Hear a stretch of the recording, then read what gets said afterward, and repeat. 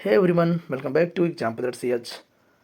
Friends, बात कर रहे थे मॉडर्न पीरियड का, और मॉडर्न पीरियड में आज हम लोग बात करने वाले कि एक special writer, dramatist and novelist का, जिसका नाम है जॉन गाल्सवर्दी। और जॉन गाल्सवर्दी के बायोग्राफी और वर्क के बारे में आज जानेंगे। फुली इंपॉर्टेंट है फ्रेंड्स, वीडियो देखना ना भूलें। और आपसे निवेदन है कि हमारे चैनल से जुड़ें, सब्सक्राइब के बटन को प्रेस करें, लाइक शेयर करना ना भूलें। आइए शुरू करते हैं आज का वीडियो।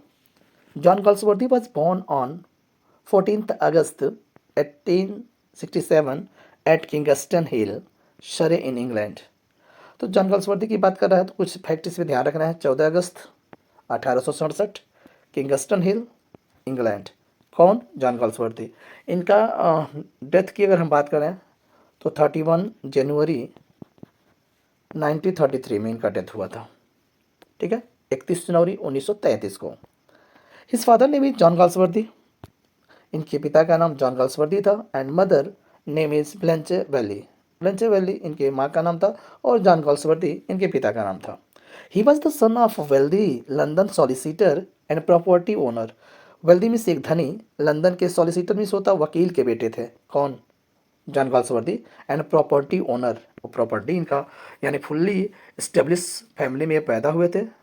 ठीक है, आगे करें। Galsworthy was 20 century English poet. चलिए, 20वीं सदी के इंग्लिश पोएट माने जाते हैं and English novelist and playwright, dramatist भी माने जाते हैं। Winner of the Nobel prize for literature in 1932। 1932। कुछ और फैक्ट बता दें। 1929 की अगर बात करते हैं तो इन्हें मिला था ऑर्डर ऑफ मेरिट 1929 में।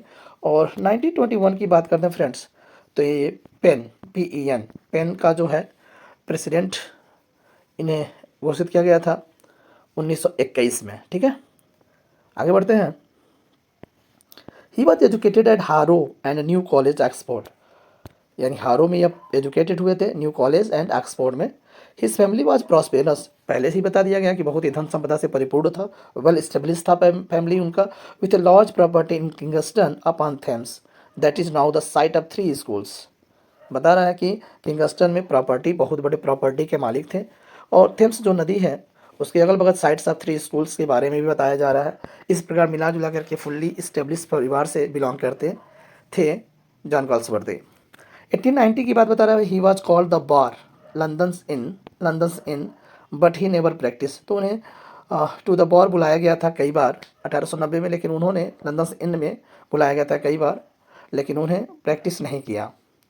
आगे कह रहा है कि इन 1891 यानी 1891 में he undertook a journey round the world, travelled widely over Canada, Australia, Asia and seas. तो कह रहे हैं कि 1891 में उन्होंने बहुत लंबा जर्नी किया, जिसे हम कनाडा कह सकते हैं, ऑस्ट्रेलिया गए थे, एशिया गए थे, और साथ ही साथ सी समुद्रों का भी उन्होंने भ्रमण किया।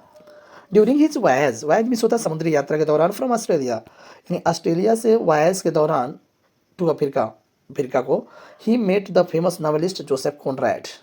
यानी वे अपने मित्र जोसेफ कॉनरैड से मिले थे और remained intimate friend until Conrad's death in 1925। कह रहा है कि और ये मित्रता लगभग 1925 तक चली, जब तक कॉनरैड का डेथ नहीं हो गया। तो बात बताता है जोसेफ कॉनरैड का, जो फ्रेंड्स इनका जो जन्म हुआ था 1857 में हुआ था, और 1924, यहाँ 25 लिखा है लेकिन 25 नहीं है, 24 में ही डेथ हो गया था, अगस्त 1924 में। ठीक है ना, ध्यान रखिएगा। Galsworthy began his career as a writer in 1897। और गाल्सवर्दी जो अपना कैरियर शुरुआत किए थे एज ए राइटर 1897 में, with a collection of short stories. क्या लिखे थे? शॉर्ट स्टोरीज लिखे थे 1897 में, जिसका नाम था from the four winds.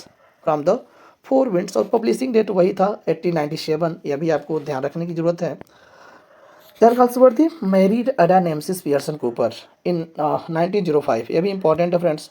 John Galsworthy ने शादी किया अडा नेमेसिस पियर्सन कूपर से 1905 में। अदा जो है was the wife of his cousin Arthur Galsworthy.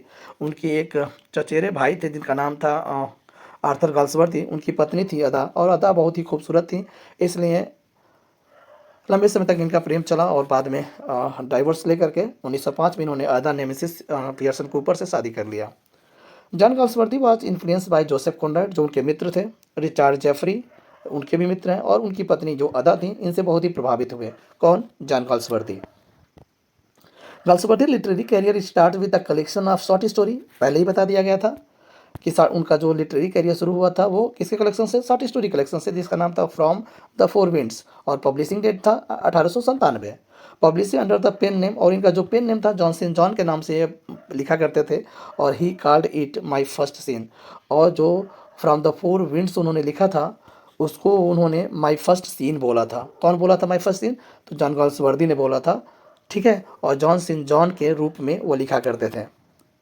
John Galsworthy early novels were publish under the pseudonym of John Sinjohn, मैंने पहले ही बता दिया फ्रेंड्स कि जॉन गाल्सवर्दी जो स्टार्टिंग में नॉवेल या उपन्यास या जो कुछ भी लिखा करते थे फ्रेंड्स, वो सीडोनिम यानी nickname, pen name John Sinjohn के नाम से लिखा करते थे, ठीक है। Galsworthy's first full length novel, देखिए first full length novel Jocelyn की बात कर रहा है, was publish under the name of John Sinjohn. अगर जोसलिन की अगर बात करते हैं फ्रेंड्स, तो जोसलिन जो है ना जॉन सिन जॉन के नाम से आया हुआ था, और यह क्या है, फर्स्ट फुल लेंथ नॉवेल है, ठीक है, फर्स्ट फुल लेंथ नॉवेल। आगे बता, और जोसलिन का अर्थ बता दें, कभी कभी पूछ लेता है फ्रेंड्स जोसलिन का क्या मतलब है, तो ये है हैप्पी, जोसलिन मतलब हैप्पी। और जोसलिन कब आया था? तो ये 1898 में आया था, 1898 में, ध्यान रखिएगा फ्रेंड्स, 1898 में। Galsworthy first full length novel Jocelyn was under the name of the John Sinjohn, ये हो गया है, दो बार दिया हुआ है। आगे कह रहा है कि इन 1904 Galsworthy change his name, now he started writing under the real name John Galsworthy, और 1904 से उन्होंने अपने वास्तविक नाम जॉन गाल्सवर्दी से उन्होंने लेखन का काम शुरू किया। कब? 1904 में। तो ये तो ध्यान रखना है ना, अगर रियल नेम से शुरू किया है तो 1904 में कौन सा ऐसा वर्क था जो रियल नाम से शुरू हुआ। तो आगे बता रहा है कि the Island Pharisees was his first work that appeared his real name. Island Pharisees के बारे में बता दें फ्रेंड्स, यह 1904 में पब्लिश हुआ था, ये ध्यान रखने की बात है क्योंकि 1904 में ही वो रियल नेम से शुरू किए थे, तो श्योर है कि आइलैंड फेरिसिस जो है 1904 से शुरू हुआ। पब्लिशिंग डेट भी वही है, फर्स्ट वर्क है, और ये एक नावल है, क्या है? नावल है। और इसके बारे में कुछ और बात बता दें फ्रेंड्स, ये नावल आइलैंड फेरिसिस जो आगे चल करके ना एक ड्रामा बना जिसका नाम है द पीजन, और पीजन नाम से ड्रामा तैयार हुआ जो 1912 में पब्लिश हुआ था, 1912 में। आगे बढ़ते हैं। His first play the silver box was published in 1906, तो कह रहे हैं इनका जो पहला प्ले था, नाटक था the silver box, was publish in 1906 यानी 1906 में पब्लिश हुआ था, और यह भी जॉन गाल्सवर्दी के नाम से लिखा गया था। फर्स्ट प्ले है, 3 एक्ट प्ले है, ये भी आपको ध्यान रखना है, 3 एक्ट है इसमें। जैक बार्थविक और जोन्स करके एक इंपॉर्टेंट कैरेक्टर है, जोन्स, ठीक है, ये भी ध्यान रखने की बात है। आगे कह रहा है कि later his first successful novel the man of property, बाद में उनका पहला एक सक्सेसफुल नॉवेल आया द मैन ऑफ प्रॉपर्टी जो 1906 में पब्लिश हुआ, was published with the introduce with the word to the Farsight saga, और कह रहा है कि इंट्रोड्यूस करवाया the property the man of property Forsyte saga में, और कह रहा है कि फॉरसाइट सागा के बारे में बताता है फ्रेंड्स, यह पब्लिश हुआ था 1922 में। इसमें 5 वर्क शामिल हैं, 3 नॉवेल हैं प्लस 2 इंटरलूड हैं, ठीक है, ये भी ध्यान रखने की बात है। और अगर आप कहेंगे तो मैं बता दूंगा कि 3 नॉवेल कौन कौन था। पहला था द मैन ऑफ प्रॉपर्टी, और दूसरा था इन चांसरी, और तीसरा था टू लेट, और 2 इंटरल्यूड थे, इंडियन ऑफ फॉरसाइट सागा, और एक अवेकिंग करके इंटरलूड्स था। ये मिल करके 5 जो है फॉरसाइट सागा का निर्माण करते हैं फ्रेंड्स। इंपॉर्टेंट फैक्ट्स है, ध्यान रखिएगा। आगे बढ़ते हैं। गाल्सवर्दी वाज ऑफर्ड नाइटहुड इन 1917, ध्यान रखिएगा फ्रेंड्स, कई बार यह क्वेश्चन पूछा गया और बहुत सारे लोग कंफ्यूज होते हैं। पूछा रहा है कि 1917 में ऑफर किया गया था नाइटहुड की उपाधि, but he declined it because he felt that literature is its own reward, कह करके उन्होंने इस बात को मना कर दिया कि मुझे नहीं चाहिए। और यह कन्फ्यूजन है कि 1918 में बोला गया था कि 1917 में बोला गया था। फ्रेंड्स, आप अगर वीडियो को देख रहे हैं तो प्लीज़ ज़रूर क्लियर करिएगा कि जो नाइटहुड की उपाधि इनको मिला था 1917 में हुआ था कि 1918 में, प्लीज़ रिप्लाई ज़रूर करिएगा।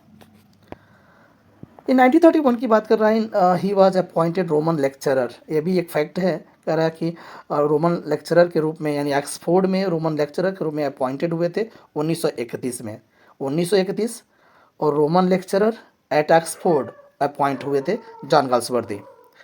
इन 1932 की बात करते हैं friends, he was awarded Nobel prize for literature, he was 1932 में उन्हें नोबेल प्राइज़ से नवाजा गया था। He denoted the prize money, जितना भी प्राइज़ मिला था, trust meant for the benefit of the pen.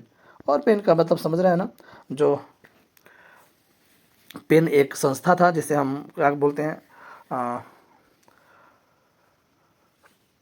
Poetry या पोएम जो होता है, एसेस्ट और नॉवेलिस्ट, जो एक ऐसे करके एक संस्था है, उसके प्रेसिडेंट भी हुए थे 1921 में। उसी को पूरा उन्होंने दान दे दिया था नोबेल प्राइज़ के मनी को। 1932 की बात करते हैं। Galsworthy awarded the Nobel prize for literature during the programme he says. अच्छा, उस प्रोग्राम उन्होंने बोला था कि without Ada I could not be what I am today. तो उन्होंने बोला था कि अदा के बिना मैं कुछ भी नहीं था, जो कुछ भी मैं आज हूँ कुछ भी नहीं हो सकता था। उन्होंने बहुत अच्छा एक कमेंट किया है अपनी पत्नी अदा को लिए कि अदा की वजह से मैं जो कुछ भी हूँ आज, उसके बिना नहीं हो सकता था। तो 1932 में जब अवार्डेड किया गया था नोबेल प्राइज़, तब उन्होंने यह बात बोला था।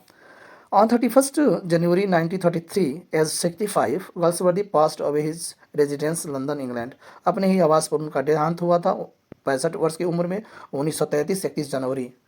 After his death he ashes were scattered into the wind as he wish. जैसा कि वो चाहते थे कि उनके राखों को क्या किया जाए, उड़ाया जाए। पहले तो इनका क्रिमिनेशन किया जाए, यानी दाह संस्कार करने के बाद इनके राखों को हवा में क्या किया जाए, उड़ा दिया जाए। फ्रेंड्स, उन्होंने ऐसा इच्छा जाहिर किया था, तो ऐसा ही हुआ भी।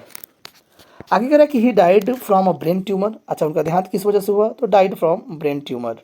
ही died from brain tumour. His father wants to see him as a barrister. वकील के रूप में उनके पिता उन्हें देखना चाहते थे, लेकिन वो तो ड्रामेटिस्ट और नॉवेलिस्ट निकल गए। ठीक है। He was called the bar in 1890। उन्हें बुलाया गया था बार 1890 में, but he practice very little. लेकिन उन्होंने प्रैक्टिस ही नहीं किया। He says I read in various chamber, practice almost not, at and dislike my profession थ्रूइंगली। कह रहा है कि मैं बहुत कई चैम्बर में काम किया, पढ़ा, प्रैक्टिस भी ना के बराबर किया, लेकिन मैं इस ऐसे अपने प्रोफेशन को फुल्ली डिसलाइक किया करता था। कुछ इस तरह से उन्होंने बोल करके मना कर दिया था। Galsworthy use to turn a old novel into a play, new play by changing its name. कह रहा है कि उन्हें बहुत एक अच्छा लगता था, यूज टू थे कि पुराने नॉवेल्स को नया प्ले बना दिया करते थे, इसके नाम को चेंज करके। एग्जाम्पल के रूप में देखिए कि हिज नॉवेल आइलैंड फेरिसिस, जो 1904 में आया था, रीअपियर्ड किया as a play the pigeon, जो 1912 में आया था। ठीक है ना, मैं पहले ही बता चुका हूँ। He use to write fiction in the morning. ये इंपॉर्टेंट फैक्ट्स है फ्रेंड्स, ध्यान रखिएगा। Write fiction in the morning, drama afternoon.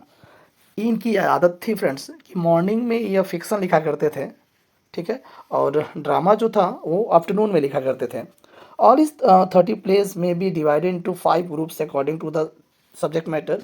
तो कह रहा है कि इनके जितने भी 30 प्ले हैं, उनको 5 भागों में, 5 समूहों में बांटा गया है। फ्रेंड्स, मैं बता दे रहा हूँ कि 5 समूह कौन कौन से हैं, और कोशिश करूंगा कि कुछ इनके एग्जाम्पल्स भी बता दें। जैसे ग्रुप 1 है theme social injustice in society, family relation, problem of the outcast, tragedy of idealism, cost feelings. तो फ्रेंड्स बता दें, ग्रुप ए में जो सोशल इनजस्टिस इन सोसाइटी है, इसमें बताना सिल्वर बॉक्स आएगा। ठीक है, सिल्वर बॉक्स और द शो करके एक उनका प्ले है, उसमें आ जाएगा। फैमिली रिलेशन की अगर हम बात करते हैं, द फैमिली मैन एक करके है उनका प्ले, और द फारसाइड सागा है, वो फैमिली रिलेशंस में आ जाएगा। प्रॉब्लम ऑफ द आउटकास्ट की अगर बात करते हैं फ्रेंड्स, तो विंडो करके एक आता है, और जस्टिस जो 1910 में पब्लिश हुआ था, यह हो जाएगा। ठीक है, विंडो और जस्टिस। ग्रुप 4 की बात करते हैं ट्रेजेडी ऑफ आइडियलिज्म में, तो ट्रेजेडी ऑफ आइडियलिज्म में फ्रेंड्स हो जाएगा ए बीट ऑफ लव, ये भी एक प्ले है।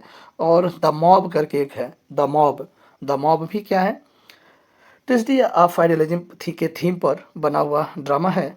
और अंतिम है कॉस्ट फीलिंग, और कॉस्ट फीलिंग्स की अगर बात करते हैं फ्रेंड्स, द इल्डेस्ट सन करके एक ड्रामा है वो, और एक है स्ट्राइफ भी आ जाएगा, और उसके बाद द स्किन गेम भी कॉस्ट फीलिंग से आ जाएगा। फ्रेंड्स, एक बात और आपको बताता है, इस पर बेस्ट थीम पर बेस्ट मैं एक वीडियो बनाने वाला हूं अलग से, एक शॉर्ट वीडियो इंपॉर्टेंट है, क्योंकि थीम वाला कई बार पूछता है, लोग परेशान हो जाते हैं कौन सा गाल्सवर्दी का जो ड्रामा है वो किस थीम पर बेस्ड है। ये इंपॉर्टेंट फैक्ट है, मैं आगे बताऊंगा एक छोटे से वीडियो में। ठीक है फ्रेंड्स, आगे बढ़ते हैं। कह रहे हैं द फॉरसाइट सागा 1922, बता दिया हूँ मैं। 5 वर्क हैं इसमें, 3 नॉवेल हैं, 2 इंटरल्यूड्स हैं। Series of 3 novels, the man of property 1906, in chancery 1920 to late 1921, and 2 interludes, Indian summer of Forsyte 1918 and awakening 1920। ये फॉरसाइट सागा है फ्रेंड्स, इसका इंपॉर्टेंट फैक्ट्स है, ध्यान रखिएगा। And I hope video enjoy किए होंगे। मिलते हैं नेक्स्ट वीडियो में, and you are requested to subscribe our channel Exemplar C H. Thank you, bye bye, take care.